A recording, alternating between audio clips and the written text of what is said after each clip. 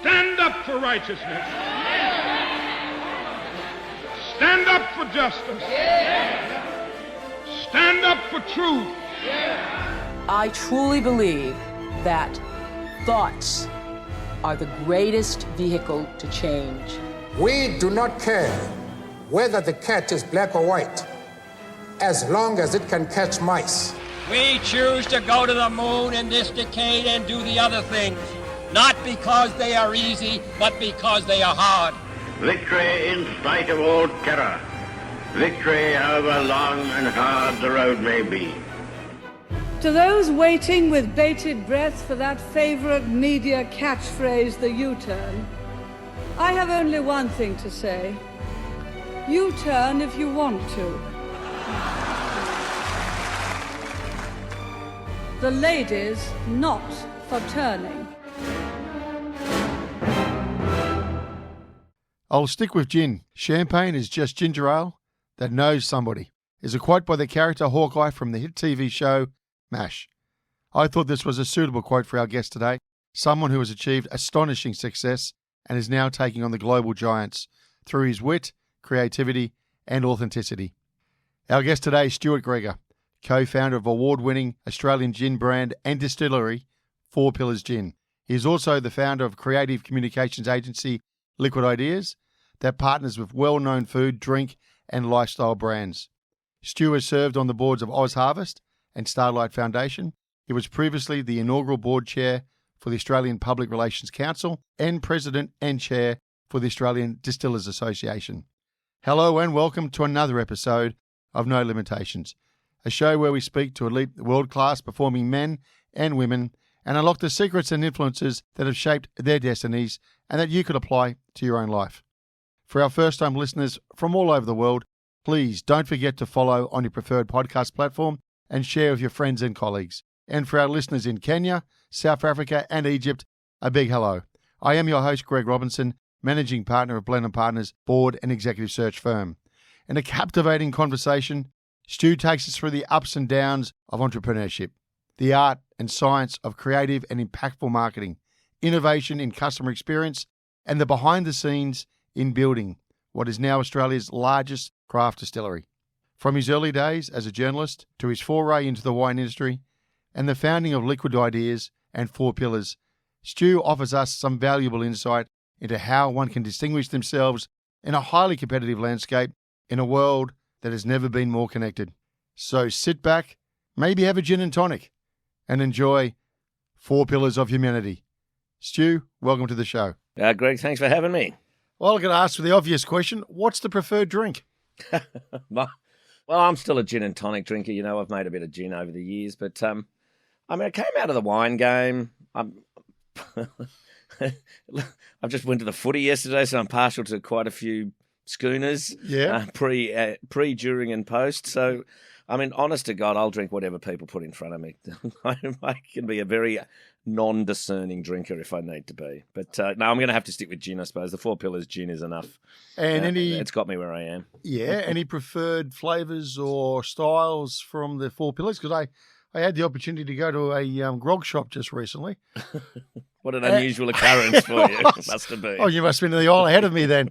But when I was there, I couldn't believe the range. Quite fascinating and well done. Yeah, look, we've got probably, at any one time we'd have a dozen different types of gin on the market. Some barrel-aged, some soaked in Shiraz grapes, some with different herbs, different spices, different botanicals, all that sort of stuff. But I'm a bit of a classicist. I like this drink that I've kind of invented myself called a gin and sonic, right, which is half soda, half tonic.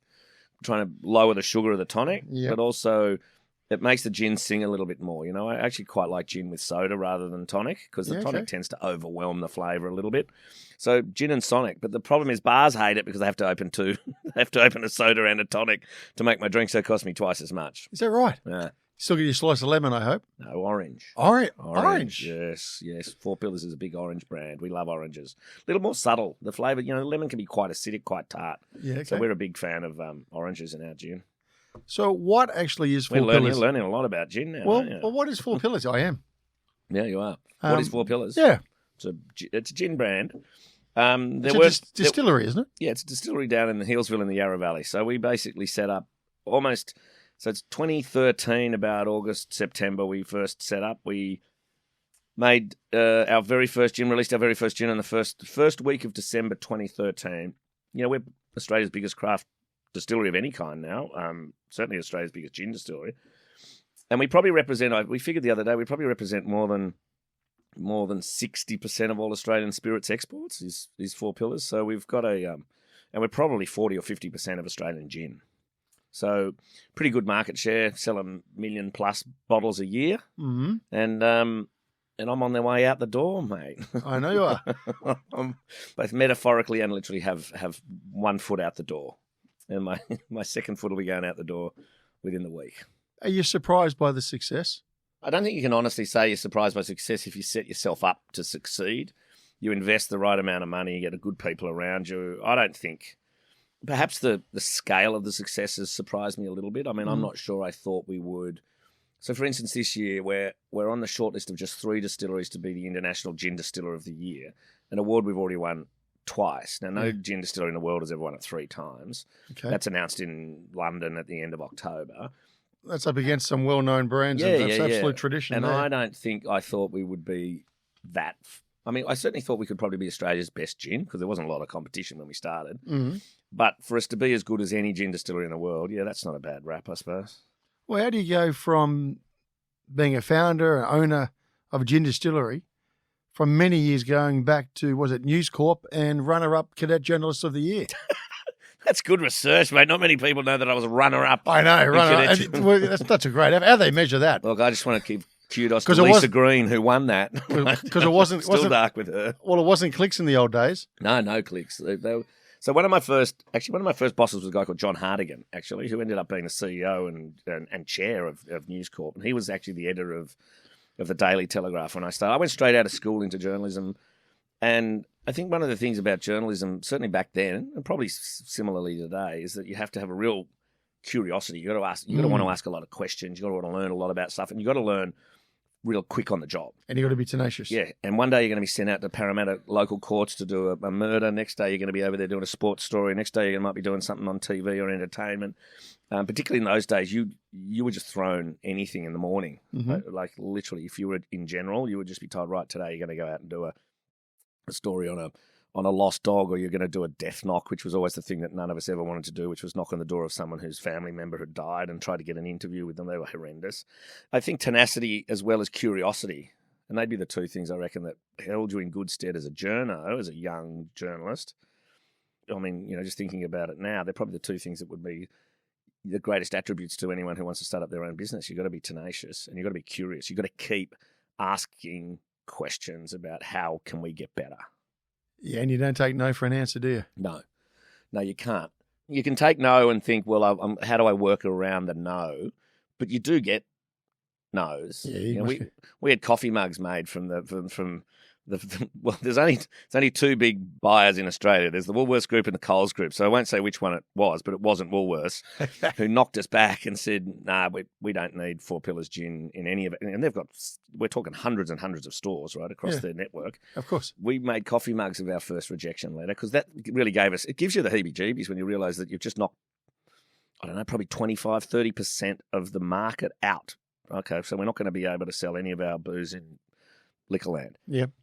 That's a bit of a blow early, but we're obviously there now. And on what basis were you rejected, do you Because think? there wasn't much. Honestly, when we started, I was just telling someone the other day, when we started making gin in 2013, and it seems crazy now to think about it, only just 10 years later, is that we were talking about, the first question people would ask is, can you make gin in Australia?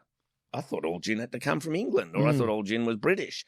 And we're like, no, you can make gin in Australia, just like you can make wine in Australia and beer in Australia. Like, there's no law outlawed. It's not outlawed making gin, but it just hadn't come from anywhere else, really. And it hadn't really evolved out of that. And we saw a little bit of gin being made in parts of Europe and a little bit, actually, funnily enough, made in, like, California. And then we'd seen 1 or 2 great little gin distilleries pop up in Australia. So we thought, why don't we give that a crack? And it's a great drink. Gin's a great drink. It's an interesting drink to make, and it's a really great drink to drink. Mm-hmm. So, yeah, we gave it a shot, and here we are. I'm going to come to the gin story in a second and the history of gin. But you started out as a journo. You, 4 years? Mm-hmm. Okay, what made you go into journalism? You're a good writer at school and Yeah. pretty creative, were you? Yeah, all I wanted to do, honestly, I wanted to be a sports reporter. I was good enough to be in the first 15 and play the cricket first and that, but I was never going to be a Wallaby and I was never going to be an Australian cricket team. I thought I wouldn't mind being a sports reporter. And that was actually the first things I ever did was write for the local rugby magazine, do match reports and all that sort of stuff. And I just thought, what a great way to see a lot of different and interesting things. And I just stayed around there for 4 or 5 years. But so whilst everyone else was at university, like I went straight out of school to become a copy boy. Yep. And I just... They were hard to get too. Yeah, they were very, very, very competitive. Like they Yeah. would take 2 or 3 kids on each of the newspapers. That's right. And then to get from a copy boy to a cadetship, which was the next step up, was even harder. You had to do exams and pass your shorthand and do all number of things. And I actually got my cadetship on the Australian. And even though I'd never worked on the Australian, but because we were part of the we were the Telegraph, the Mirror of the Australian, I got my cadetship on the Oz, actually with a girl called Anne Connolly, who this year just won her second gold Walkley. So she's done a lot better in journalism than I ever have. So she's a brilliant journalist. For ABC, she did a lot of stuff on Media Watch, a lot of stuff on Four Corners. She's an incredible journalist. And Lisa beat you for the coveted number 1. Yeah, Lisa Green. I never forgive her. She went on to be the editor of Women's Weekly, so she did pretty well as well. She has.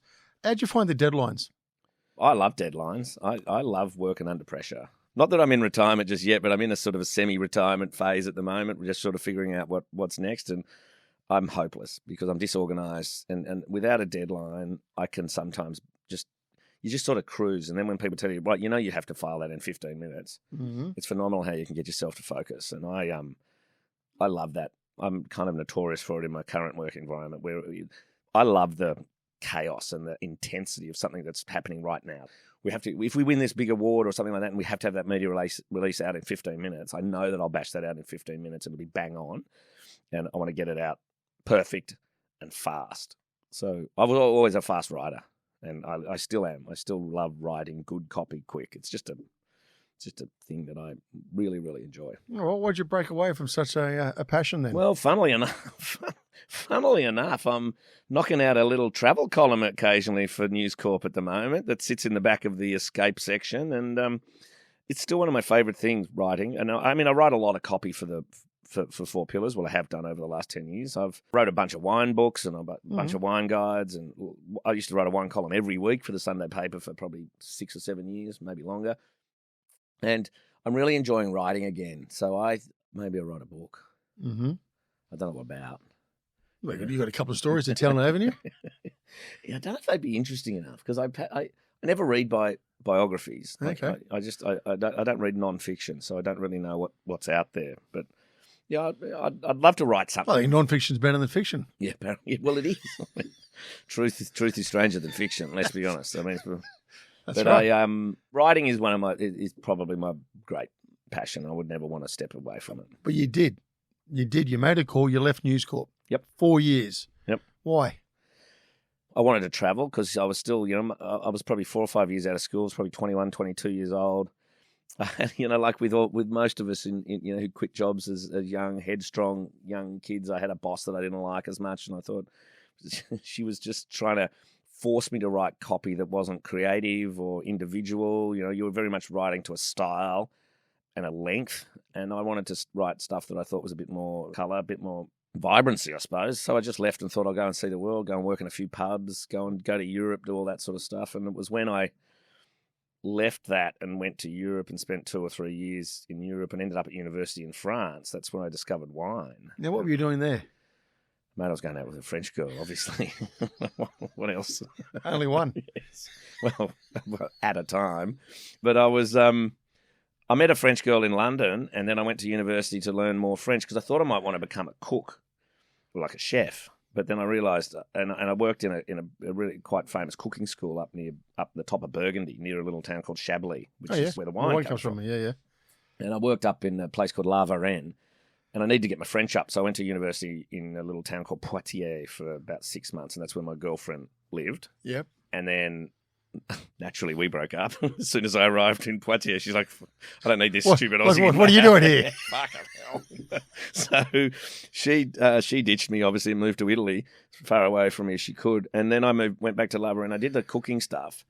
But cooking's too hard, mate. It took me, honest to God, 2 weeks to realise I'm no good in a kitchen. Like, it's the pots and the pans, and it's just the relentlessness of cooking's hard job. Like being in a kitchen all the time. So, and unsociable hours and everything else, right? Yeah. The discipline is pretty exceptional. And I just, when we would have these students come across, these like mainly American students, they would come across, do their cooking school for a week, and there was a guy who would turn up one of the days and say, right, I'm going to take you down to the wineries. And I would go down with him because I'd essentially be the translator, French to English translator, and he'd tell all the stories about Chablis mainly. Yep. And then he'd sling me a few bottles of wine at the end of the tour because the Americans would go and spend thousands of dollars on this overpriced, white Burgundy. And I thought, how good's his job? Right, that's the best job ever. Like he doesn't have to do the cooking. He talks about the wine and the vineyards and the vats and all this sort of stuff. And I thought, and he says the same story to every crowd who turns up. And he makes a couple of grand a time. And I'm thinking, great job. So I actually, literally, when I was leaving there and flying, I was on a bus back to England. I remember sitting next to a Kiwi, an old bloke in Kiwi. He said his son is learning about wine and winemaking and wine business at this college in South Australia that I'd never heard of. It was called Roseworthy College. And I went, you can actually go and learn about wine business, like wine marketing it was called back in the day. And he goes, yeah, my son's doing it. I'm like, that's perfect. That sounds just exactly what I wanted to do. So I remember I moved back to Australia and applied for it, got in, and packed my gear up and moved to the Barossa Valley. So the Roseworthy College was based in the Barossa Valley. It's where all the great Australian winemakers learnt their trade from the 1930s right through to the end of the 90s when it moved into Adelaide and became part of Adelaide Uni. Okay, and was that the aim to be a marketer, or a writer, or a columnist, or what was it? I thought I could do. You're young, think you could do anything and everything.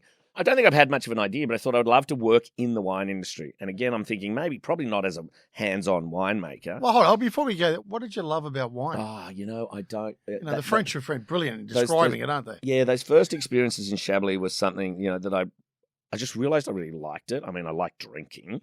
And then when I moved to Roseworthy, I just loved the culture of the grape growers and the winemakers and the people and the seasons and the difference between that block of Shiraz over there and that block of Shiraz there and the one that comes from the sort of higher ground or the slaty ground and the one that comes from the clay soils. And it was just really bloody interesting. And it always evolves. The beauty of wine is it's ever changing. Even the same wine that's bottled on that day, on that year, is different each time you open it over the next 10 years. It's just a phenomenally interesting and engaging and just sheer fun. And I mean, at the end of the day, you're sinking piss with mates, right? It's a pretty good gig. And I just loved wine. I'd already worked in a wine shop in London. I worked in a wine shop in Sydney. And then I got a job at a wine shop just down in Double Bay here in Sydney. And it was funny because I actually told this story the other day because a whole bunch of mates and we had just sold the second half of the company. And when I was about 27 or 28, so by this time I've done the university degree, but I'm back working in the bottler, right, in the eastern suburbs. And all my mates who are 27 or 28 are rich, and they all look like you. They're in fancy suits, and they've been on the stock exchange. The futures exchange was big. Damn, Future was huge. And they were bond traders, or they had just finished their law degrees, and they were going to become partners at Ballins or whatever. And I was selling them bottles of Chardonnay for $12 and driving the van. So I was delivering booze to their parents mainly. Oh, hi, Stuart. Oh, aren't you doing well? You're the van driver, private school education. Oh, yeah, going great. And I did feel like I had probably underachieved a little bit. But I think I think that's also a salutary lesson to kids, if you want to start in business. I think you don't have to be a monster success at 25, right? There's all these prodigiously talented young kids who become. Yeah, but were you happy, Stuart? You know what? I don't know if I was because I was.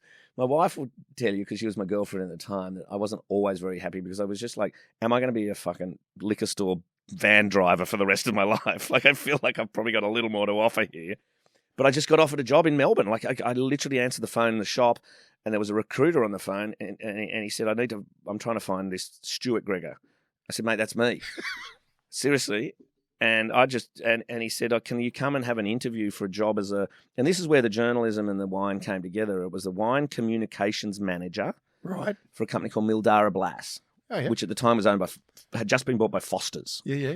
Right, and they had Yellow Glen and Jamison's Run and Annie's Lane and Wolf Blass. And this was the big play by Foster's, wasn't it? And the idea was, so it's now basically Treasury Wine Estates, Yep, right?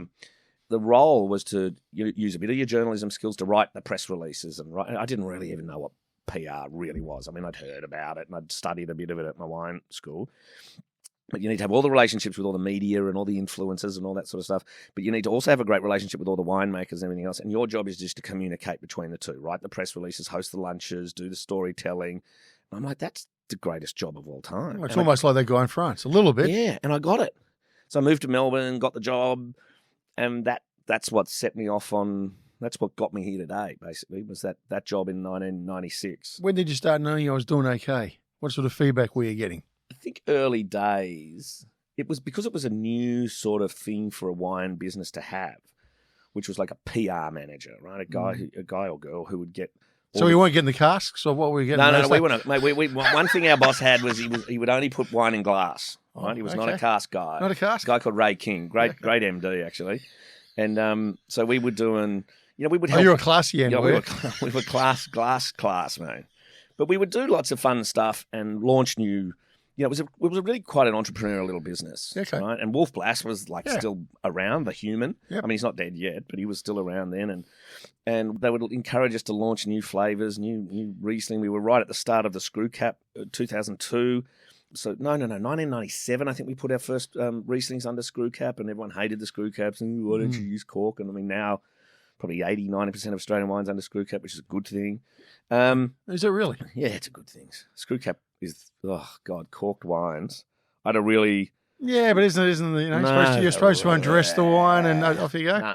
Nah, I've never bought it, and I still don't buy it today. Screw caps are the greatest thing that have ever happened to wine, and all wine should be under screw cap. But I mean, most of the French don't listen to you because... No, the Portuguese, etc. Well, the Portuguese won't listen to you because they grow all the cork. That's right. Right? So it's the worst thing that could ever possibly happen to Portugal is everyone put their wine under screw caps. There was a little environmental issue with the Stelvin cap as opposed to the cork, and I get that.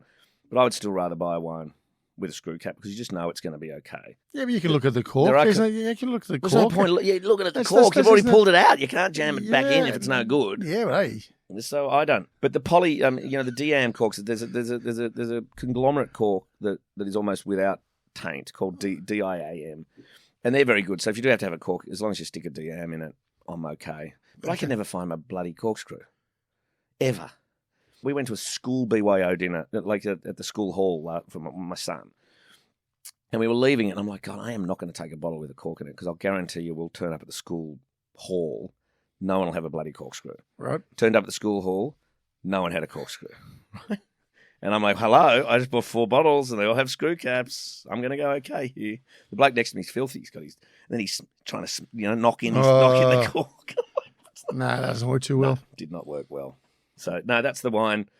That's the wine journey. And I still love wine very much today. I actually just did a little bit more wine study in the last couple of months when I was recuperating with my knee just because I was thinking of things to do. So I just took a wine course and just passed the other day, actually. So okay. So what was next? Well, I guess by now, well, what happened in the end of the 90s was that I was again thinking, because I'm probably a bit restless, and I think that's another reason why you end up owning or starting up businesses and multiple businesses or whatever. And I think I got to 99, 2000, and I'm thinking, what's next? And one of my great friends had just done her MBA at the Melbourne Business School, and she talked me into doing a master's there. So I took the marketing strain of the MBA at Melbourne. Okay. Did that. I'd also just met Cameron McKenzie, and Cameron was meant to be running in the 2000 Olympics. He's ended up being my partner in Four Pillars, as co-founder at Four Pillars, along with Matt Jones. But it was Cameron who I met in 99. He'd already run in the 96 Olympics. He was about to run in 2000. He used to train with Freeman and that sort of stuff. Mm-hmm. And I thought, I'll do this Master of Marketing because I want to become, I think one of the other things that, if we're offering sage advice and that sort of stuff, is never stop trying to improve your own skill set. And I remember thinking then, okay, well, I've got this slightly crappy agricultural college undergraduate diploma in wine marketing. It's not really going to get me far outside of a very niche wine world.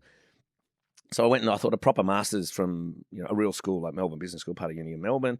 That's better. And while I was there, I actually met a really smart girl who would often be because I was working during the day and all the courses were at night. We did it part time, about 4-year part time degree, postgrad degree, and she would always be there on time. She would always have the best notes, and she was super smart. And I would often get there a little bit drunk because I will have been hosting a Wolfglass wine lunch during the day, and I've had 7 bottles of wine and a few schooners, and sometimes I would doze off, and she would always help me out. And I'm like, you got to be my business partner.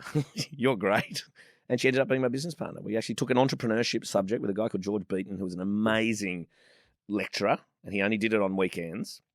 Because he had a great consultancy business and he'd been through all the big consultancies, and he did an entrepreneurship. And I said to her, you have to basically pitch a business idea in the course. Okay. And I said, we should have our own wine marketing PR business, and we should call it Liquid Ideas. Great idea. It's still called Liquid Ideas today. It exists 23 years later. Mm-hmm. And you and me should be partners in it. She's like, but I don't know anything about wine. And I said, well, I've got that covered. Yep. You know a lot about business and you're smart. And so we did. We both quit our jobs and started up Liquid Ideas February 2000. And then her and I split up about 5 years later. We weren't lover partners, we were business partners. That sounded a bit weird. And I took the Liquid Ideas name and the Sydney clients and set up in Sydney, and she kept all the Melbourne clients and stayed in Melbourne because I wanted to move back to Sydney by that stage, had a first baby, all that sort of stuff. So how do you go ahead? So for all those entrepreneurs out there listening to this, you go, yep, I'm really keen to hear how I can grow my business or get it started in the right way. Where do you get clients from? Where do you get customers from? Who's going to back you? Haven't used you before. What'd you do? Well, you steal clients, obviously. I mean, that's the first thing you've got to do is you've got to have. I remember we sat down the first day. So we started this business in her classic story. We started this business in her kitchen in Footscray. Yep.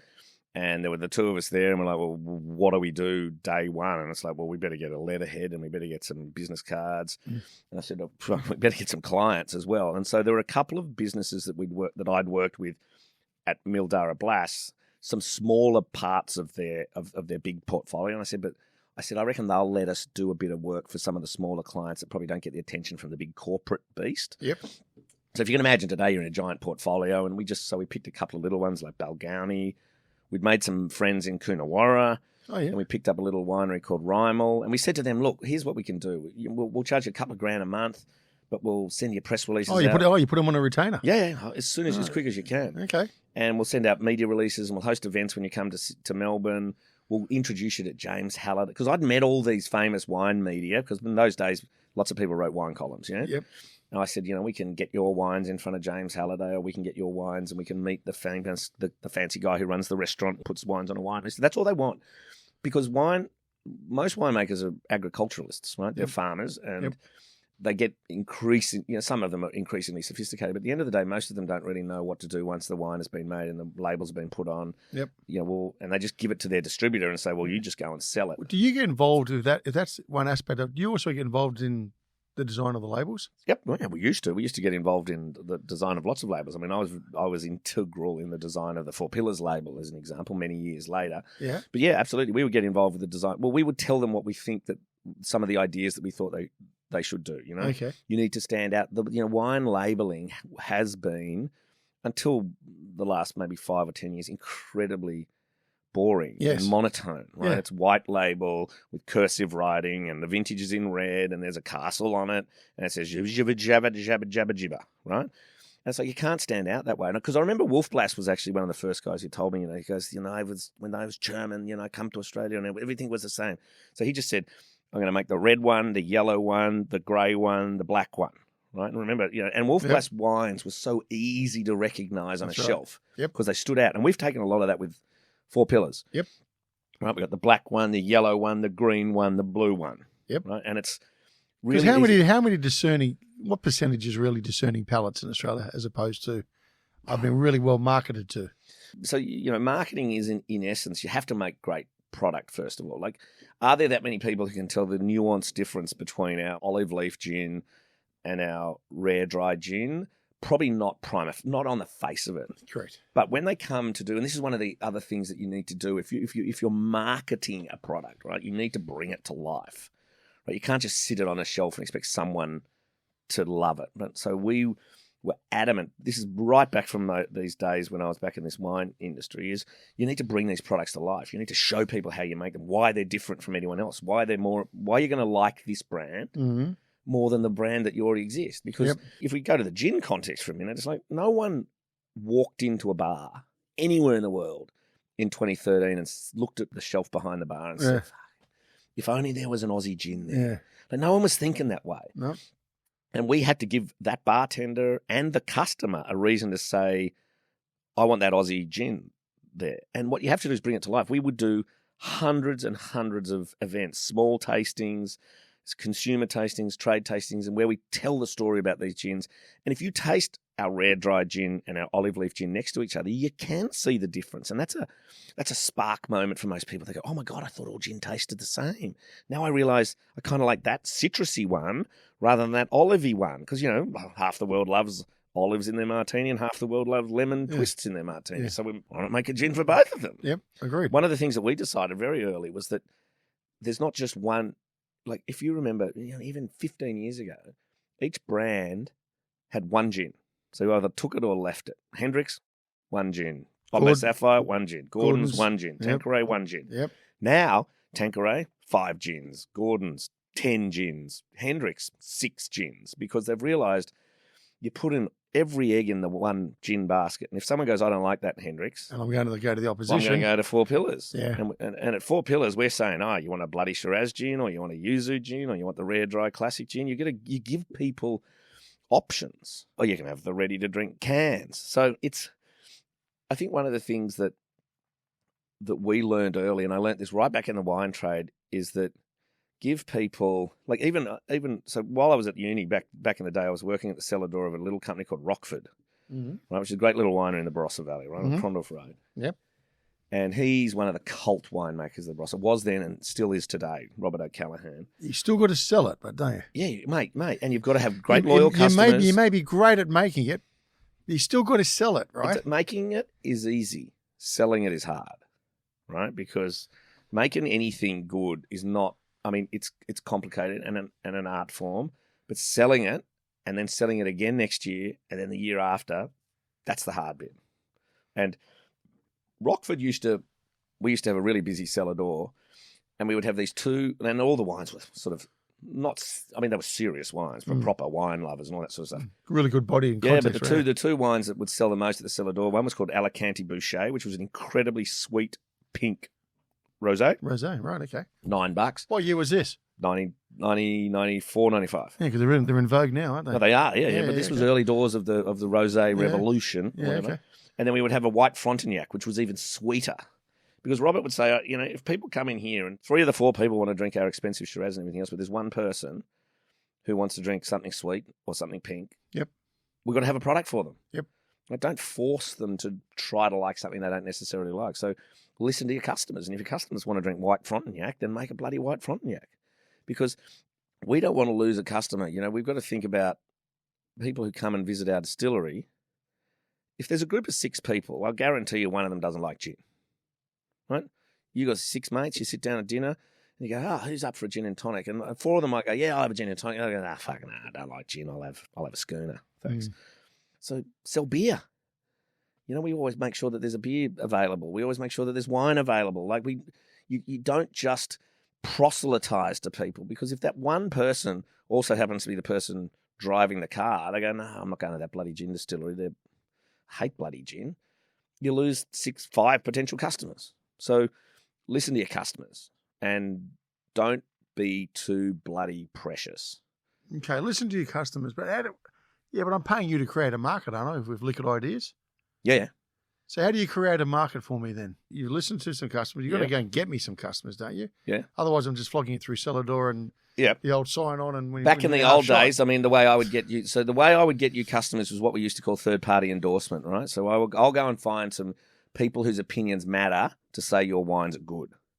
So first of all, we're going to have to go. We're going to have to go over there and make sure your wines are as good as you think they are. That's one of the advantages I had. The old testimonial play. Yeah, bloody oath. Testimonials are everything, right? We've been using testimonials at Four Pillars every day since the day we started, right? Which is bartender from Fancy Bar says our gin's unreal.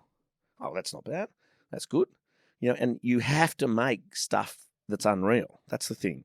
Right, the base level at the moment in any category, certainly in our drinks category or wine or beer, is world class. Is the entry level. People don't want anything that's they don't want to drink something just because it comes from around the corner and their little farming mate made it. They'll buy it once because it's a nice thing to do. It was at those farmers markets and everything else, but they'll never buy it again unless it is so good they feel almost compelled to change a lifetime habit of buying brand X, Bombay Sapphire. But the hard work it takes to change a person's decision-making process from going, I have been a lifelong drinker of Hendrick's, but now I'm going to drink Four Pillars. And not only am I going to drink Four Pillars, I'm going to tell everyone else to drink Four Pillars. Yeah, that's an enormous push. That is a bloody big job, right? And we've been doing that relentlessly for 10 years to tell people, get off your Hendrick's and get onto your Four Pillars. And that's where the whole of the marketing mix comes into play. Everything we have to do, every single time a customer touch point, whether it's a website or an event or a tasting or a shelf promotion, it's got to be better than the one that they have already been buying. Otherwise, because if we're not better than them, what right do we have to steal their market from them, right? So we just had to be better. We had to win more awards. We had to be better value. We had to have nicer people as sales reps. We had to have better people at our cellar door. We've got to be better than everyone all the time, every year. Otherwise, you're not going to win any form of market share against brands that are 50 times your size, that have 100 times your budget, right? Hendrick's is owned by William Grants, who happen to also own, Glenfiddich and small brands like this, and we're up against Tanqueray and Gordon's that are owned by Diageo, who just own Johnny Walker and Smirnoff, and we're up against gins like Beefeater, who are owned by Pernod Ricard, who happen to own Chivas Regal. We're up against multi-billion-dollar businesses around the world. All right. Well, while we're talking about it then, so you're doing pretty well in your business, your PR business. Yeah. Okay. Where did Four Pillars come from then? Well, the bloke I told you about, the runner. Yeah. Right? So you've met him. Cameron. I met him 10 years before. Mr. McKenzie. Mr. McKenzie. We've become good mates. I've moved back to Sydney. He's running a couple of wineries in the Yarra Valley. You split your business effectively? Yeah, so Angie, who's my first business partner, she's down running a thing called Dig Marketing. Liquid Ideas is up in Sydney. And Cameron and I, each year, are tooling around making a bit of wine, right, just for fun. When we made these couple of little wine brands with another mate, each time there's us two and another mate, and we make some wine. But it's not serious endeavour. Okay. And we're probably in about 2010 or 2011, and he's like, I just think I don't want to. He's working for the man. I'm still working for myself, and Liquid Ideas is going quite well and all that sort of stuff. And he's like, well, I don't want to work for the man anymore. I want to do something myself. I want to start my own business, and I want you to be in the business with me. And I'm like, sure. What are we going to do? I mean, drinks is our thing. He was running wineries. I was doing all this consulting. By this time, Liquid Ideas had clients like Diageo and clients like Pernod Ricard and clients like, we were doing a lot of work for CUB at the time. We were doing the Vic Bitter campaigns, the Boonie Doll, all manner of crazy things. And I said, well, they're good clientele. I said, we could make beer. And he's like, oh, no, there's already too many beers. And I'm like, yeah, you're right. He said, we could make tonic, because we were drinking a gin and tonic. And I went, yeah, okay, tonic, but that's just soft drink. I mean, that's boring. Although profitable. In hindsight, maybe tonic wouldn't have been a bad idea. Pretty good play. And then I said, well, what about gin? We drink gin. And it was literally as simple as that. And he goes, yeah, why don't we make gin? I mean, we've got all these great botanicals in Australia. We've got all these, the lemon myrtles, and we've got all these interesting flavours and everything else, and all these native bush foods and all this sort of stuff that was sort of becoming a little bit popular then, sort of 2010, 2012. And I said, well, off you go. Learn how to make gin. And I said, I'm not going to do it, obviously, but I'll pull the business side of it together. I'll figure out how we can fund it. I'll figure out how we can brand it.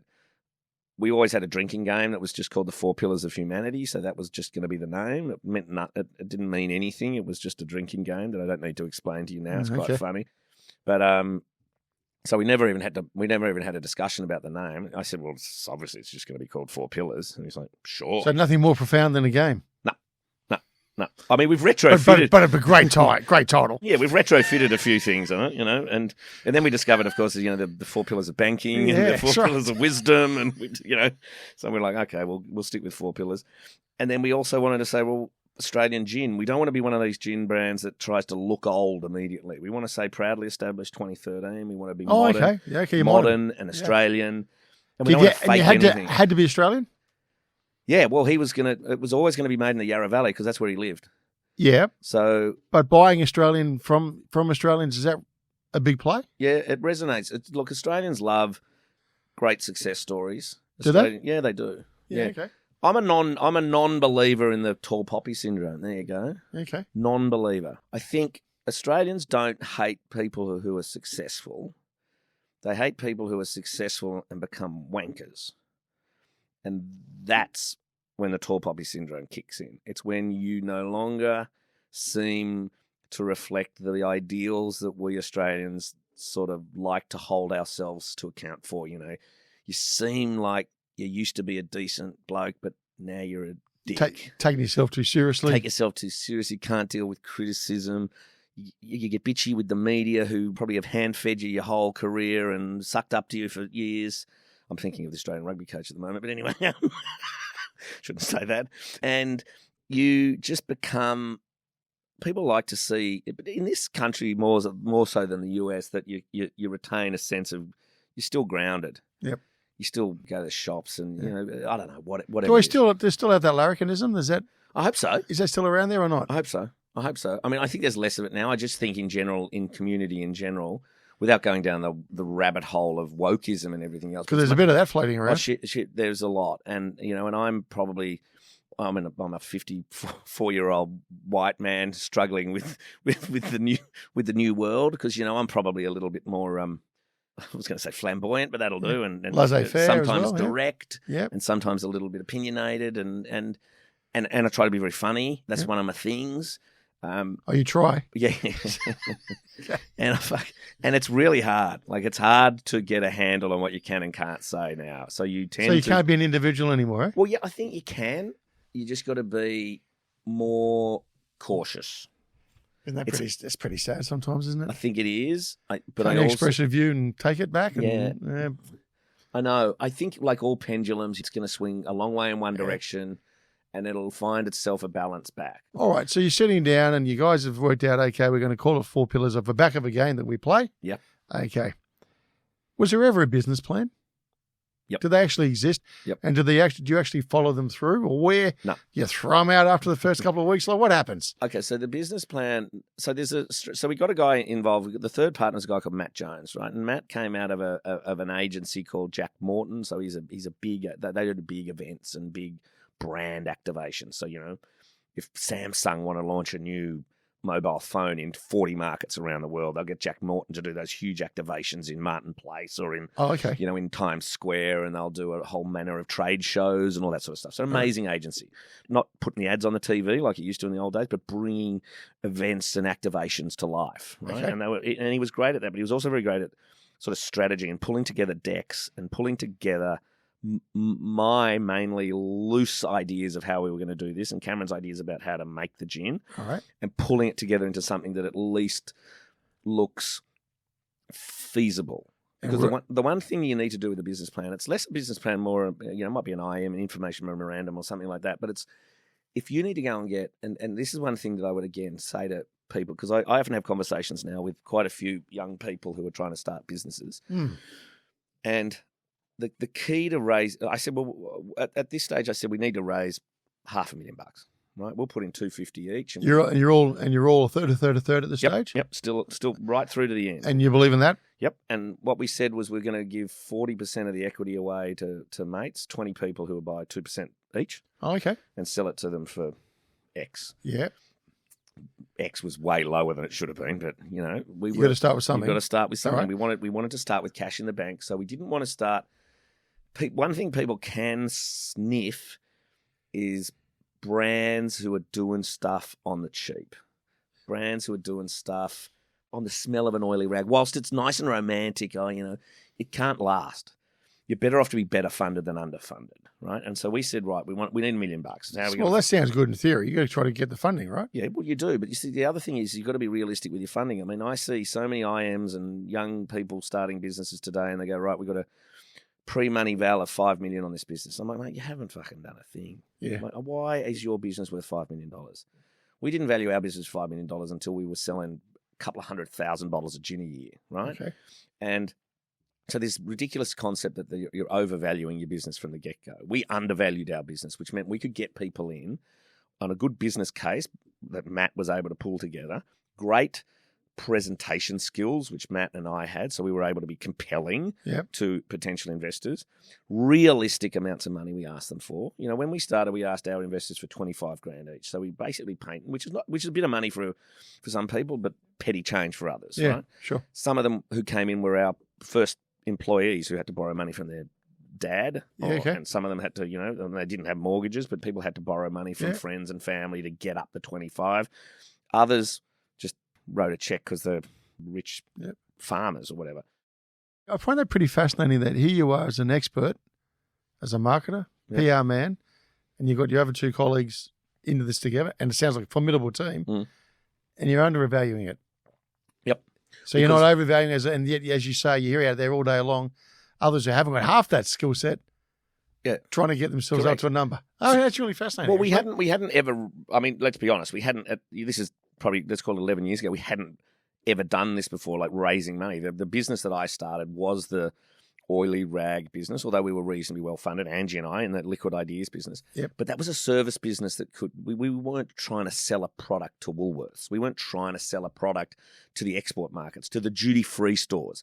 Well, you ever walk through a duty-free liquor store? Yep. Right? There's a lot of money being spent promoting these brands, and right? Yep. You can't just turn up there looking like a nuff-nuff. Yep. Like the buyer might buy you, but the consumer won't take you off the shelf. So the next time there's a review, you're out. Yeah. So this was a different set of circumstances. And I think people we offered them a great story. We had knowledge. Too many people are setting up. But none of you had run a distillery before. None of us had run a distillery before, but one of us had run a winery. That's Cameron. Okay. I had all the background of working with distilleries. I had on my CV, he's consulted the Bundy Rum and Johnny Walker, Chivas Regal, and he launched the Beefeater 24. So I had a pretty good CV. And one of the things I worry about some of these people, not just starting spirits businesses, but any number of businesses now, just don't have that background. They don't have those connections. I was the one who was able to ring the Dan Murphy's guy after Liquorland told us to get stuff. Yep. And get us ranged. So we used that well. We went in another funding round maybe 2 years later. We soon realised that, one, we're going to run out of money, and two, that... How much did you get in your first time around? 500. How long did it last? 2 and a bit years. That's not bad. Yeah. And we started selling some booze. And what did they? Okay, so what did that get you? So where's the distilleries in Victoria? Yep, Healesville. Okay, how big is that, and how much does it cost to set up, or do you outsource that, or what do you do here? Yeah, so in the first year, from 2013 to 2015, we were just renting space from a mate in a winery, right? Yes. So we made it look beautiful, but it was just in the back of a mate's shed. And we always sit, right, and in Warrandyte. Great photos. We made great photos, mate. Those photos are iconic. They're That's all right. over, right? There's this beautiful photo of Cameron in the still. Get great photography, simple things like that. Yep.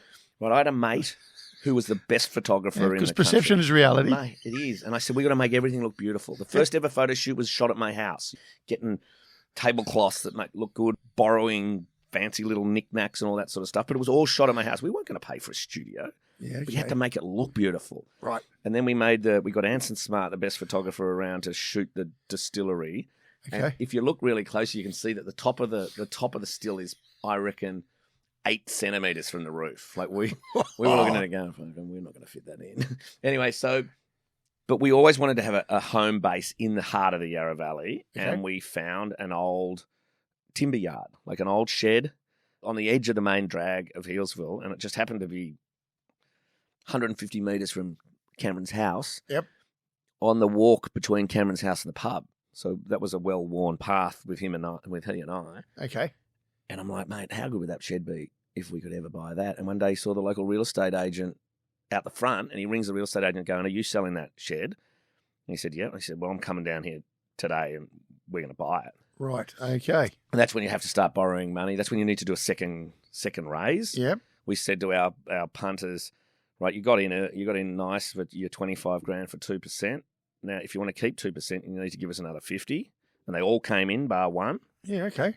And then we put out a bit more. So we diluted our shareholdings down to about, 18, 19%, that sort of thing each. Okay. But with an idea that we would still be building a business that would be worth millions in the future. All right. How long does it take from commencement to first bottle being produced, manufactured, created? I reckon it took us about 15 months. Okay. And in the world of marketing, are you selling ahead and getting orders before product is delivered? Yep. Can you do that? We did, because we did what's called a possible. You remember those crowd equity? We did a possible campaign. What does that mean? It's now called virtual, I think. Just where crowd equity, an equity funding campaign where basically we said to people, hi, we're 4 Pillars. If you want to buy our first batch of gin, click on here, pay $60, and you'll get one of batch number 1. And we thought... I'd be very lucky to get that, right? I'd be very lucky to get that. Exclusive. My mother still has bottle number 1, batch number 1, and she thinks it's going to be worth something. She's probably right. She's probably right. I think it'll be worth $75, mate. And that's, I think, the first sign I thought, oh shit, this might work, is that we sold that first batch out in 72 hours. Yeah, right. Because we made the possible campaign look pretty. We sold, we said if you buy 10 bottles, we'll do a private tasting for you, and we'll give you a T-shirt or an extra whatever.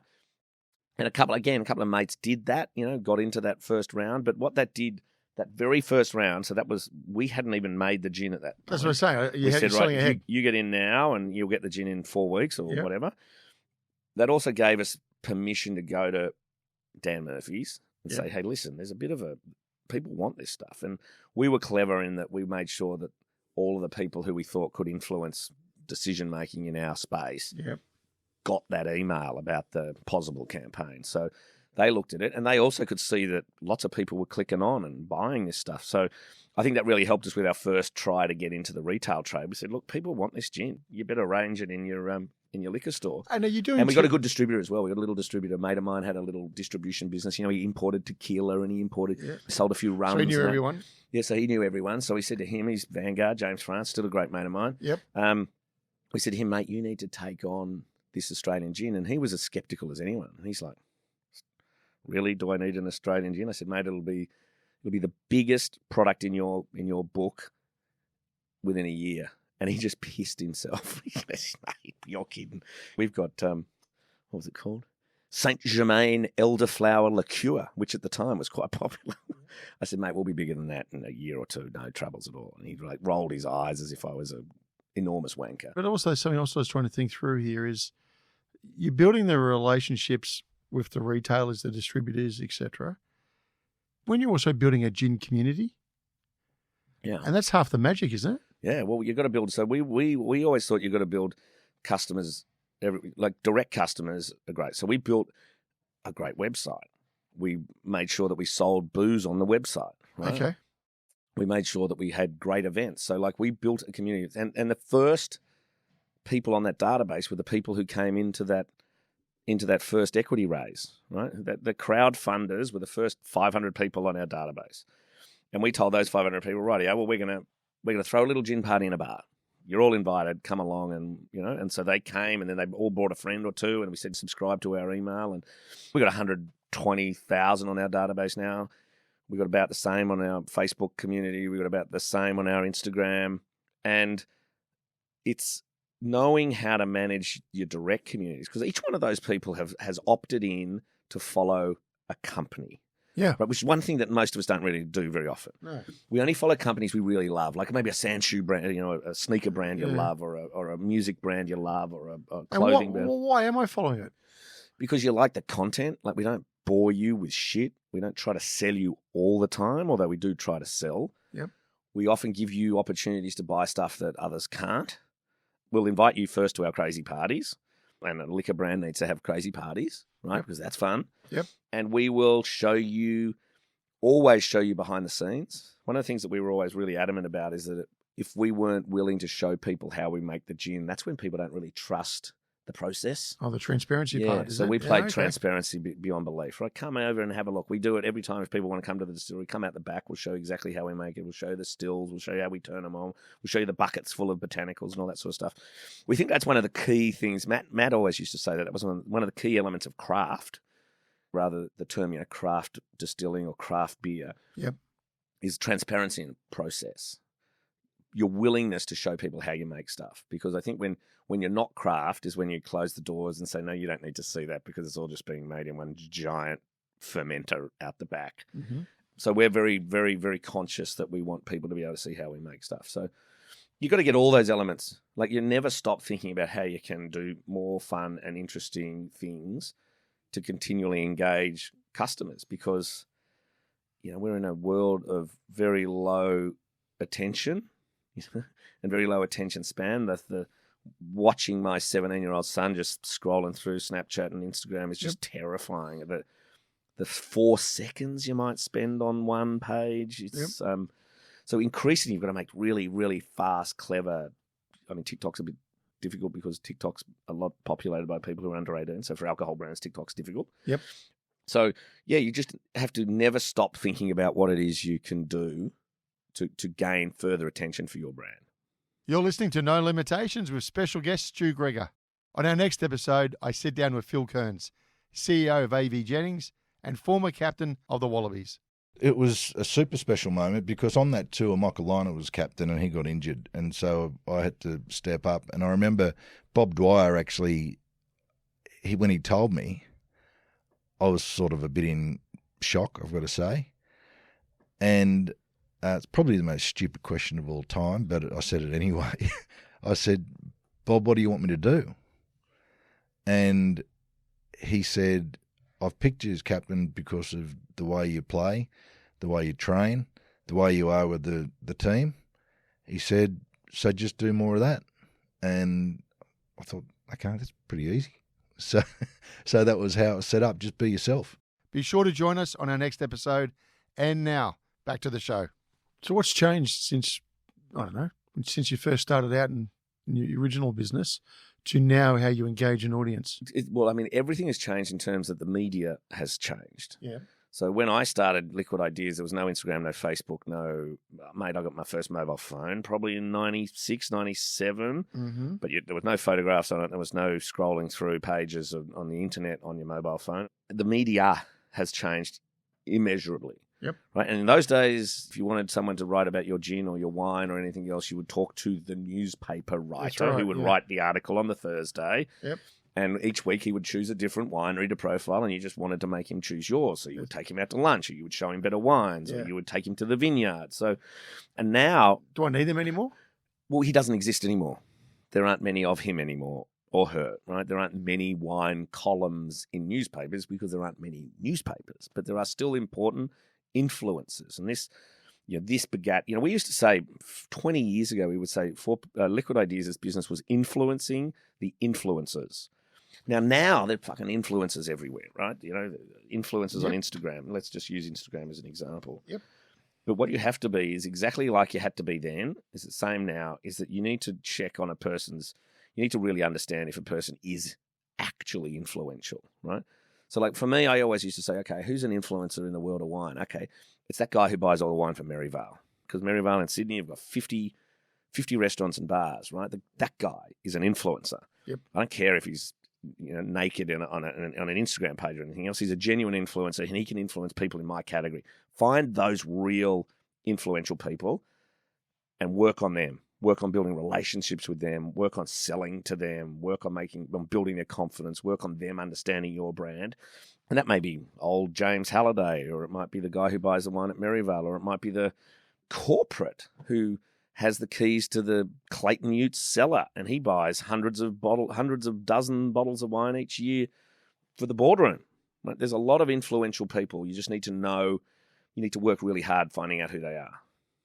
Don't go for the simple, easy, that person's got 8,000 followers on Instagram, I'll just send them my free booze. Because the fact is they may not be able to, even remotely capable of influencing anyone's choice in booze. They might be very good at influencing your choice in buying a bikini, but I'm not selling bikinis. Yep. I'm selling gin. So I want to find someone who I think can help me sell gin. What did you have to change along the way? What didn't work out and you quickly adjusted? We were lucky in the gin world that we didn't make that many mistakes. The major mistakes we made were when you appoint distribution partners. The hardest thing when you're selling a product, as soon as you leave Australia, where you know everything and everyone, it becomes very difficult. I soon learned that there's no such thing as an export strategy, right? You have to have a strategy for every market that you sell to, right? This whole idea, I just thought, because I was kind of naive and I'd never really exported anything, I just thought I would write an export strategy, right? Which is just basically going offshore. But your export strategy to Asia, and even within Asia to Vietnam, is very different to your strategy to Singapore. And both of them are very different to what you're doing to the US and what you're doing into Europe. And just to go into those markets, have you wound it back and then got influences for those markets as well? Yeah, absolutely. So you start with that and off you go and export. Yep. So you will find, I mean, the biggest mistake we made, we got so excited about winning a couple of awards, and people would just ring you up from random countries and they'd say, we want to be your importer in Holland. We want to be your importer in India. We want to be your importer in China. And we just kept saying yes because we were so fucking excited about the whole idea of, one, getting trips overseas to sell booze, living the dream. And we didn't do enough bona fides and enough checks. I mean, we've parted company with every single international distribution partner we've had, every one of them. Not one of them has lasted the 10-year journey. The only partner that we've had that's lasted the journey is our Australian partner. Thank God, it's the most important market we have. So, what percentage is sold offshore now? I'll call it 30%. Happy with that? Yeah, I think it'll continue to rise. We're having a good. I mean, we don't want to go back and talk about the C word and COVID and everything else, but that put a lot of businesses like ours. You couldn't travel to markets. The travel market itself sunk. Yes, and duty free is a really big chunk. We sort of travel retail is almost international, because if we're selling to a group who manage duty-free stores, they manage duty-free stores in Sydney, Hong Kong, Germany. Heinemann, who runs Sydney Airport, have got travel retail stores all over the world. Yeah, and Dufry have travel retail stores all over the world. So does Lotte, who are now have big shops in the city, in the CBD, like in the one in the Sydney CBD, as well as duty-free stores. So right. That's a big play, and that disappeared. That went from being a really big growth engine for our business to zero in 2020. So we've had to get that back up over 2019 levels, which is just happening now. So where's the future growth going to come from? I think it'll come from, well, we've had a big kick because one of the beautiful things about having sold the second half of the business to Lion is that Lion have a massive presence in New Zealand, because they were originally Lion Nathan, very, very big New Zealand brewer and distributor of booze. So we've had a terrific growth in New Zealand. I think we're going to grow a lot in the travel retail space. I think cruise ships, that sort of upmarket cruise ships that more and more people are going on, will do well there. We'll do well we're having enormous success in Changi actually at the moment. Singapore Airport is back, and it's one of the most spectacular airports in the world. It also has some of the best retail in the world, and Four Pillars is performing incredibly well there. Like, we're in top 5 white spirits in Changi. We're top two or three gins at Changi at the moment. And I think we're going to continue to grow in Australia. I think it's an interesting time in Australia. Someone told me yesterday that there's now 680 distilleries in Australia. Gin distilleries? No, just distilleries in general. Okay. But I reckon about half of them are making gin. So there's got to be 340. So that was what, whiskey, is it? Yeah, the rest is whiskey, maybe rum, maybe vodka, maybe they're making some wacky eau de vie or whatever. There's at least 350, maybe 400 distilleries making gin. And we reckon when we started there were less than a dozen. So there's a saturation. First to market's pretty handy, isn't it? Certainly first 10 to market is very handy. And if you're not first to market, so let's say you're gin distillery number 290, you have to ask yourself, why me? Why will Greg get out of and seek out my bottle of gin when he's already got a shelf full of gins? 4 that he really loves, 6 that he just bought because he thought he had to, and a few gifts that the corporates gave him. What is my gin going to be? Why is it going to attract his attention? And that becomes increasingly hard. It's not impossible, but increasingly hard. and you have to do more interesting, new, revolutionary things to gain attention. And I wouldn't want to be gin number 290. We were very well timed. We were very lucky to be gin number 10. So what stands 4 Pillars out then? Because as you say, you maybe not 290, but there's been a gin market around for a very, very long time. Hundreds of years. Correct. And you still had to break into that space. We haven't just broken into, you've gone straight past many of them. Mm-hmm. Why and how?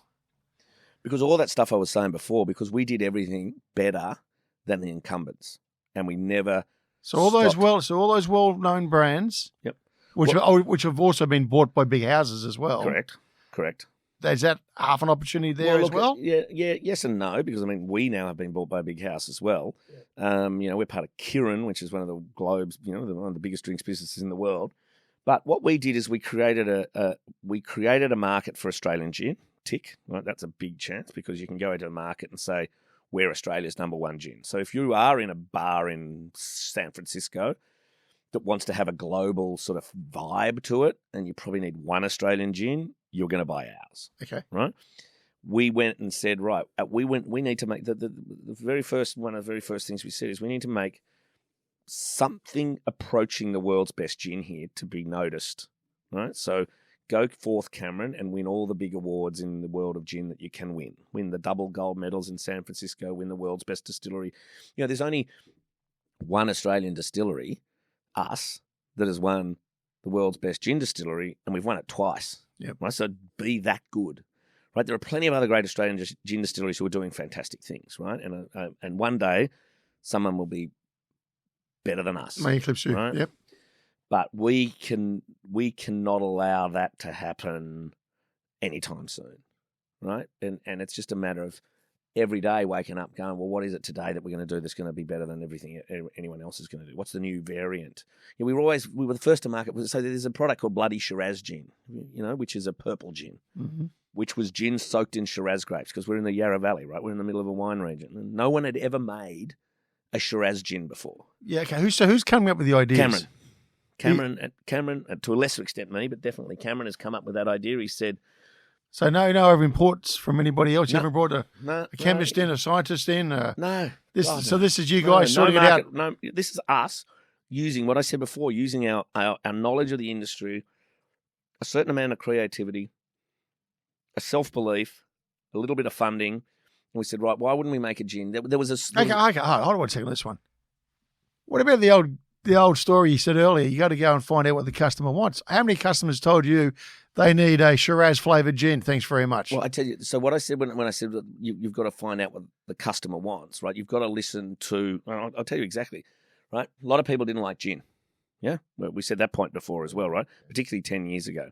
What we knew a lot of the customers will have wanted was something sweeter. Because remember I talked about the sweet pink wine and the white Frontenac and all that sort of stuff?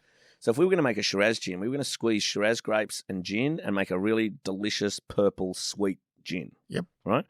Now, there was a product that existed called Sloe Gin, SLOE, right, which is a gin that's like a liqueur that they make in the UK. It's fairly esoteric. Not that many people drank it.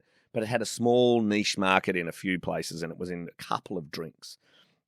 We said we don't want to make sloe gin because we don't grow sloe berries, right? We grow Shiraz. And we were in a winery, and we were able to find some Shiraz, right? And so we said, let's give it an Aussie name, Bloody Shiraz Gin, named by my wife, right? Make it sound Aussie. We're going to sell it at the first time we're opening the cellar door. So again, surprise and delight your customers. No one knew this was coming, so we opened our doors on World Gin Day back in 2014 or 15. And we had this purple drink. And we said, hey, have a go at this. And everyone goes, fuck, that is delicious. But hold on, is cellar door down in... No, this was in Warrandyte before we even opened in Hillsville. Oh, okay. So this is at the back of our mate's shed with the winery, the dirty-looking shed. Yeah. And we showed people this purple stuff. We said, what do you think of it? And every single customer who came in that day wanted to buy a bottle, right? So we sold, 200 bottles. And we're like, this thing could take off. We better find a label for it. We better get a name for it. We better figure out how to market it. And it's a clean skin, was it? It was the first year. It was a clean skin. It was in a clear bottle with a blue cap. And I think we had already come up with the name Bloody Shiraz Gin because you bleed the colour out of the grapes. Yeah, right, okay. and which is an old winemaking term, right? Yeah. The French call it saignée, to bleed, right? So Okay. I was, there's me French Yep. learning Yep. coming back. And we ended up with bloody Shiraz gin, and it's become a phenomenon. It's easily our second best-selling gin. Is it really? Yeah, it's a gin it's our number one selling gin in the UK, as an example. And so that's a combination of the intuition plus understanding your customers. Listening to your customers and understanding your customers is not exactly the same thing as just doing what your customer tells you. You know those stories about Steve Jobs and all that? Like no one, and I said before, no one was walking into a bar saying we need an Australian gin, just as no one was saying I need an iPod when they didn't know an iPod could exist. Correct. Right? And so no one knew that a Shiraz gin could exist. There are now 40 Shiraz gins. Oh, really? Everyone makes one. And if it's not Shiraz, they'll do a different grape variety like Grenache or Sangiovese or something else like that. So, yeah, there's a lot of Shiraz gins now. The world of data, analytics. We get told all about that nonstop. Yeah. I mean, we use shopper data, right? So our salespeople use the data, the scan data that comes out of. And what are we using IRI. it? What are we using it for? We don't. I mean, Is that more loyalty to make sure I'm going to sign you up for something else? No. Make you aware of new products we got coming out. What do you? We are not a data-driven business. See, that's interesting. But you're a marketing business too. We're 100% marketing business, but I think we might need. I think data helps you, and analytics help you when you get to a certain scale, right? And we need to understand and. I think what we used to have is an intuitive and intrinsic understanding of our customer, because they were small, they were close to us. Yeah, you're also now, in front of your customers a lot, aren't you? Yeah, and so now though our customers are much broader, and they're in all manner of geographic areas, and they're also in all manner of different bars and retailers and different places. And I think we need data more now. But I mean, I don't understand the world of data and analytics at all, right? I mean, I tend to be, by where I've come from and where I'm going to, is this, even if you go right back to that journalism story we were talking about before, like I'm an inquisitive, intuitive, curious marketer, and I use my instincts to try to create things. And I'm not a big believer in market research, like going out there and interviewing 1,000 people. No, because for the same reason that we talked before, that no one would have said, yeah, you know what we want is a bloody Shiraz gin. Because I know that if I put our product out to market research before we launched, you would have done it. We wouldn't have done it because no one would have said they wanted an Australian gin. Yeah. Right. So you've got to be able to measure up where it's useful and when it's useful. But I'm not a big advocate for it, but I understand those who are, but they're wrong. So what's happened now to the business? Well, I mean, the business has grown. In 2023, in July, we sold the second. We'll go back a couple of years. In 2019, we sold 50% of the business to Lion. Why? The old capital question, because we had bought the shed we were talking about. We bought the shed, but it was a shed. And we really wanted a sexy shed, because I think if you're going to ask people to drive to the Yarra Valley to come visit you, we should give them something worth visiting, right? Yep. So an experience. And a real experience, and a really okay. beautiful place, and beautiful gin drinks, and the sort of experience where they will see the gin at its best, sitting in a nice bar with beautiful music and great staff and great cocktails. And we weren't really able to do that in a timber yard. Yeah, we were able to give them a pretty good experience and a very authentic experience, but we wanted to build something beautiful. And we needed quite a few $1 million for it. So we'd had a couple of people talk to us, a couple of the big international businesses talk to us, and we thought, okay, well, maybe we should see if someone's fair income and wants to buy a chunk of the business. And we thought Lion was a really good option because, they were a beer company, they were local. The MD lived in, around the corner. Yep. It wasn't like the MD was going to be in Copenhagen or New York or London or anything like that. And they showed us a real desire to get into the spirits business, and they were also going to buy our distributor at the same time. So we did those two jobs. We did those two deals in coincidence, like at the same time. And then part of that deal was that they would over time buy the second half if we hit a few various hurdles and if we hit a few marks. And that pretty much came upon us July 2023. So literally in the last 6-8 weeks. How's it feel? Is it a little bit sad? A I'm in an interesting position at the moment because I feel a bit like a zombie right now because I'm like the dead man walking. Like I'm on my way out from to exiting the business. Okay. The other two boys are staying in. Oh, they're going to stay. Long may they stay in, and I'm sort of heading out. And I think, I've got a lot to look forward to, and I've got exciting plans and future and all that sort of stuff and fun stuff. But yeah, it is. You just want to make sure that whatever. There's no I mean, I'm not implying that I have some great legacy that I've delivered the Australian business market or the distilling industry or anything else, but you just want to make sure that it's being well looked after and that it's continuing to grow and that all the good people in it keep working in the business and keep their jobs and keep getting better jobs, and you just want the things that you've built to continue to grow. I see no reason why it won't. I'm not without ego, so I'm like, how are they going to do it without me? But we'll just watch the demise in front of us. I think they'll be fine. There will be no demise. I think they'll soar without me, frankly. So I think the business, without telling me directly, is extremely excited about when I leave, which is literally this week. Is it? Yeah, it is. It's this week. Got 3 days to go. What would you like to pass on to corporate Australia or the budding entrepreneur about doing business? What were the key, end of the day, you've had to back yourself to the hilt. You brought in a couple of friends as well, which you could lose during business. Oh, yeah. Easily done, right? Yep. Pearls of wisdom, what would you pass on? Okay, so, I mean, I talked before about, this sort of relentless nature of the business. Mm. I also think there's a big piece in just don't be a dick. We've been a very generous business. We've been very competitive and hard, but we also haven't done it in a way that has put people off. So leave something on the table. Yeah, and always try to be in credit rather than in debt to people, right? And I think one of the things that we have opened up our distillery to every young distiller in Australia who's wanted to set up a business. And we've said, come and have a look at Four Pillars if you want it, right? Why did you do that? Because it's the right thing to do, because you're not a dick. Right, and that's just even though it's potential competition. Correct, 100%. Because the thing about potential competition, and this is here you go. I have no fear of any of our competitors. Never have, not a minute's fear. Right, because I believe we can do everything better than all of them. We're an open book to everyone. You want to know how much juniper we put in or how much coriander seed? Fucking all yours, mate. But you won't be able to do it as well as us.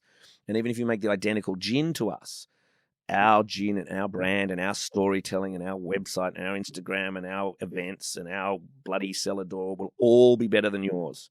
And our customers will be more loyal and our bias towards Four Pillars will be much greater than it is to you. So knock yourself out, mate. And we've had people who've come to us and really tried to rip us off. And we just sit back and look at them and go, well, they are going to get a reputation for being bastards. And we are not going to get a reputation. So many people in the Australian spirits industry have been great advocates of Four Pillars. Like they will go on the record and say, we are lucky as a new gin distiller that we have someone like Four Pillars leading the way.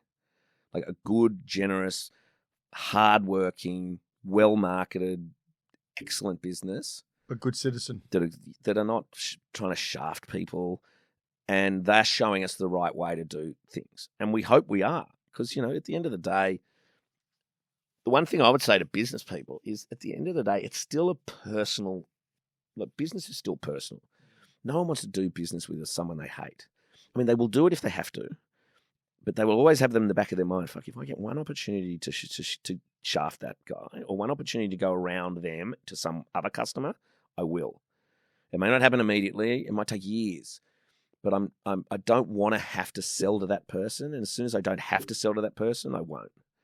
Yeah, but you also got to be true to yourself, right? You can't love everyone, can you? No. Oh, my God, no. And I mean, I don't expect everyone to love me. Christ, I can be a polarizing character. Don't worry about that. But I think being true is the most important thing because, there are two, when I grew up, the word entrepreneur, right, which I think you used before, right, was a dirty word. Right? Well, I don't know why. In my growing up, it was Christopher Skase and Alan Bond. They were entrepreneurs. Yeah, that's right. Remember? Yeah. It was kind of a new shiny name in the 80s. That's right. And it meant greasy white shoe. Remember the white shoe brigade? And they all lost their memory many years later too. Yeah. And I was like, oh, entrepreneur. It even sounds a bit slippery. Yeah, that's a French coming back to you again, right? Exactly. And I just always call myself, I'm a small business owner, right? Oh, That's okay. what I've always been and what I've always tried to be. And, maybe small business becomes a medium-sized business. But I think even if you cross a few people and even if you don't always make the right decisions and even if sometimes you don't always cover yourself in personal glory, in the main, you do the right thing the majority of times and you work really hard. And if you allow yourself to be creative enough, you'll build and welcoming enough, you'll build great teams. Okay, now let's get on to that. So I want to ask you a bit about leadership. I'm going to go bet you big knockback earlier too. Creativity. Do we see enough of it? I don't think you can ever see too much of it. I mean, where do we see most of it? In the world of the arts, but it has an enormous place in the world of business as well, because I think, particularly in our business, right? So if we can't come up with funner labels or more interesting stories to tell or better, like creativity can be how you design your windows, in a retail store, or how you host an event at a bar for 20 people. I mean, how you host an event for all the bartenders, right? I mean, creativity has so many outlets, and I think we've always been a creative business, but probably not classically, because like you would expect me. I mean, I'm sort of a creative guy, but Cameron is a distiller and a production guy, but he's also got a really great creative brain. And I think and Matt is, a creative strategist. So it's in his DNA, right? Yep. But I think creative ideas come from so many places within the business. And I think, it's a bit of a trope that, don't ever, creative ideas can come from anywhere in the business and, to make sure you let the bottling line people. It's true. One of our girls on the bottling line has dead set come up with 2 or 3 of the best creative ideas across our business for like things like merch. Like, why don't we do this? And I'm like, oh, God, that's a great idea. So there are creative forces everywhere. And one of the things about being a little country community like Healesville is there's some whack job, creative nut jobs out there, right? And I want them to all work for us because they're going to be the funnest people, the most interesting people. They're never going to settle for just the boring. Like we have a strong line in sort of quite theatrical people in this business. And I love it because it just means that there's this energy when you go into that distillery that doesn't necessarily exist if you're full of boring corporates. And, we encourage individuality, and individuality is often an expression of creativity. Yeah. So we love it, mate. Bring it on. So what's leadership then?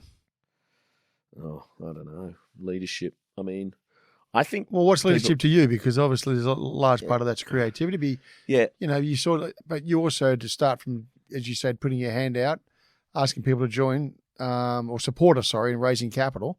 Therefore, the other first book we all read, Go and Hire the Very Best You Can Get. Yep.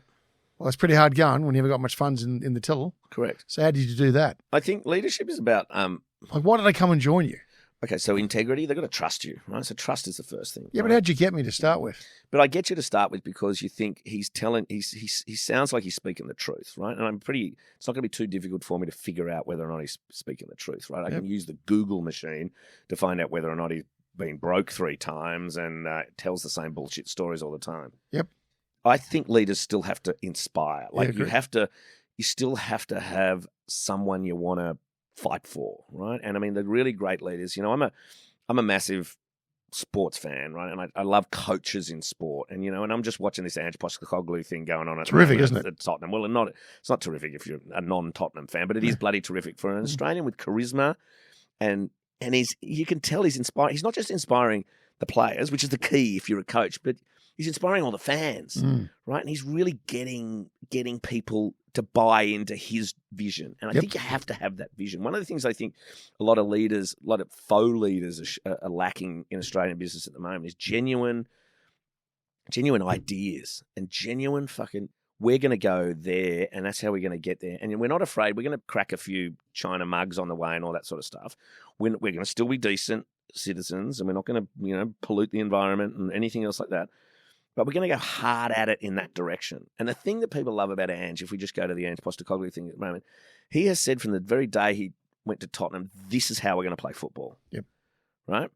And you're with me or you're against me. Now, it may not work, but that's leadership is saying we're going to head in that direction. And I think one of the things that people want from leaders in corporate Australia is just a fucking idea of where they're going, right?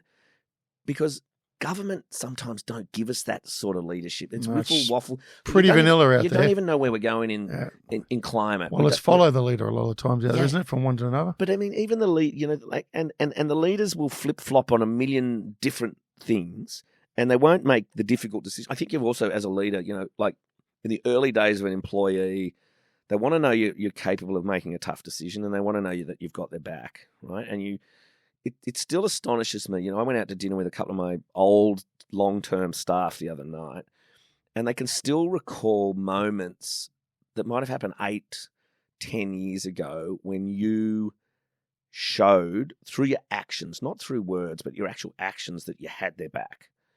And people, it lives with them for a long time. And they want to know that leader will talk truth to them, will admit when they make mistakes, because leadership is not about thinking you're infallible, right? It's probably the opposite. But they also want to know that you're not going to push them under the bus. And there may be a tendency amongst leaders today to sort of, I love the word obfuscate, but they always tend to be trying to blame someone else for problems. I've always thought that Ange Postecoglou has been sort of not mistreated, but he's had this weird career of 2 or 3 years in one place, and I would really love to see him stay and show what he's really capable of over the medium to long term. I mean, he was looking like he was going to do it at Celtic. He should probably do it now at Spurs. Mm. So when you walk into the office, do you put your leadership cap on, or is it leadership cap on all day long? Because I know you're a funny man, so you got to actually do that as well, right? Well, my wife and kids will tell you that I act like a leader only occasionally at home, just when it suits me. But you know what I mean? It's I don't think it's a cap you can just take on and off. I think you can see kids who are the charismatic leaders on the football team in the 15s. Yeah. You can see the girls who are the charismatic leaders of that group of 10 girls who go off on a European trip. Yep. And you can see it. Now, what you need to do is nurture it and improve upon it. And then I think you can really create great leaders. Not everyone has it. Not everyone wants to be a leader, I think. But even those people who don't want to be leaders need strong leaders to help guide them to be their best. And I think that's what you can do if you're a great leader, is you can work with people to bring the best out of them. So what do you think of these cliches? Every interview I have, I get told, tell me through your leadership style. I'm collaborative and I'm authentic. Yeah. I go, right, okay, well, firstly, you've got to tell me you're authentic. That's pretty scary to start with. But What are your thoughts on this whole, everyone's, and you know what? It is consistently everyone saying the same message, thinking, can't you just be an individual? Can't you call a spade a spade? And as you say, sometimes you don't have to be collaborative to be a leader. That's why you're there to lead. Well, I think sometimes you can't be collaborative to be a leader, right? And I think a leader has to be flexible, right?